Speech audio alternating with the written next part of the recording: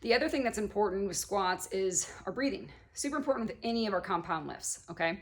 So when we go to perform a squat, we always wanna make sure that we brace that core, okay? Take a big breath in, and we're gonna hold that breath until we come back up to about the top third, right? When we're finishing the squat to standing before we breathe out. We never wanna breathe out in the bottom of that squat, because that's when we're under the heaviest amount of load, and that's when we can get injured, okay? So think about it like if you were gonna go underwater, right? You're gonna take your breath in, you're gonna go underwater, you're gonna hold that breath till about, you're just coming out of that water, and then you're gonna breathe out. So to demonstrate that for what it looks like for the squat, right? I'm gonna brace my core for that punch. I'm gonna take a big breath in, I'm gonna squat down, I'm gonna hold that breath, hold that breath, hold that breath. I'm gonna come out of that squat, and when I get about here, I'm gonna breathe out. At the top of every rep, I'm gonna rebrace, I'm gonna rebreathe, okay? So practice that without any load to start, and make sure that you have that down before we load it up with anything.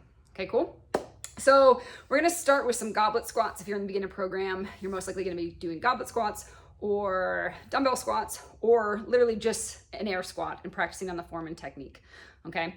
One of the biggest things that we wanna make sure, again, I talked about it in the video from workout number 1, is that knee position. So we wanna make sure that those knees are not caving inwards, right? So what I'm referring to when I'm squatting down is what we don't want, right, is that or that to occur. So we always want that knee to kind of track over again, kind of think third, fourth toe.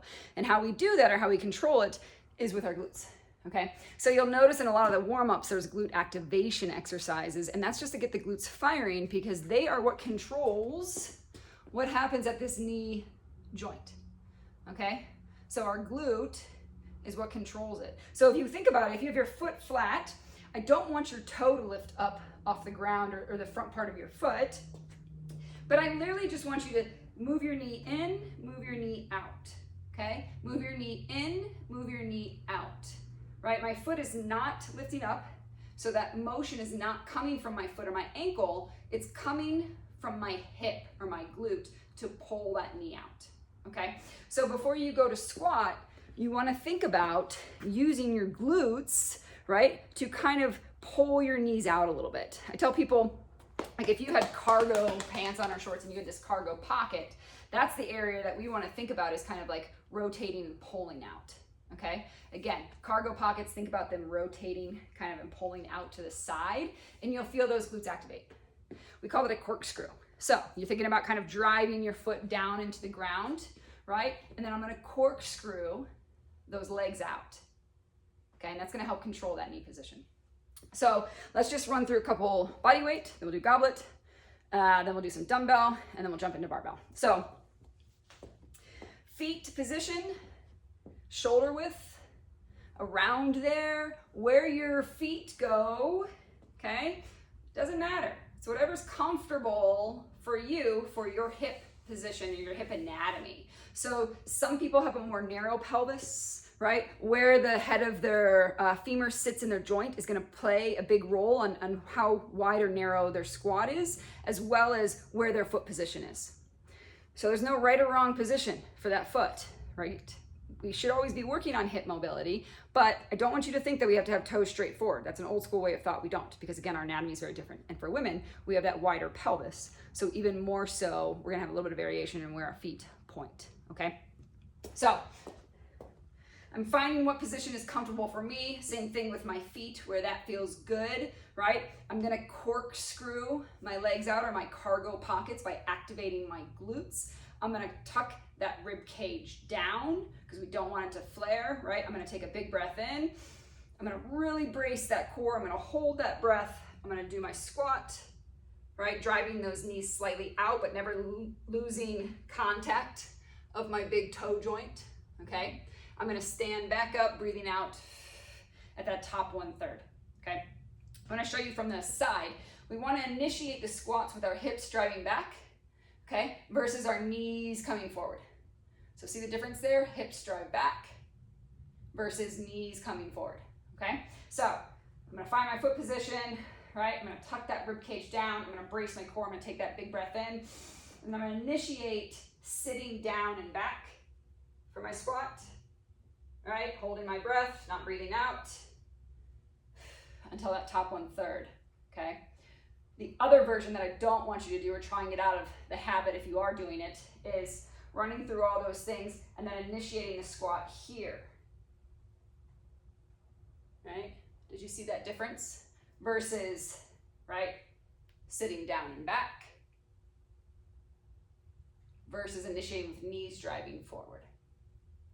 Okay, so think about trying to keep a little bit more of a vertical shin if we can. If you have a longer torso, if you have a longer femur, like me, right, you're going to hinge forward. You have to. Your trunk is gonna have to come forward in order to make room for your femurs, for your legs to go back, right? So think about kind of like that hinge pattern. There ain't no way that I can squat keeping an upright trunk, right? My femurs are just too long. So to counterbalance them going back, my trunk's gonna come forward. So nothing wrong with your trunk coming forward. A lot of us, it has to, right? You'll see there's lots of variations in what our squat's gonna look on depending on, right, like how long of levers we have, how long our torso is, what our hip anatomy is, okay? The biggest thing is we just wanna make sure we keep a nice, straight, stable back, low back. We don't wanna be dumping into that low back. Again, so that ribcage stays tucked. I'm gonna screw or corkscrew those legs, right? Cargo pockets are pointing out. I'm gonna brace my core, take that big breath in. I'm gonna come down, try and break about parallel or so, right? Driving back up, breathing out. If motion is limited, okay, if you have limited ankle dorsiflexion, which is this motion, right? Bring your toes up towards you.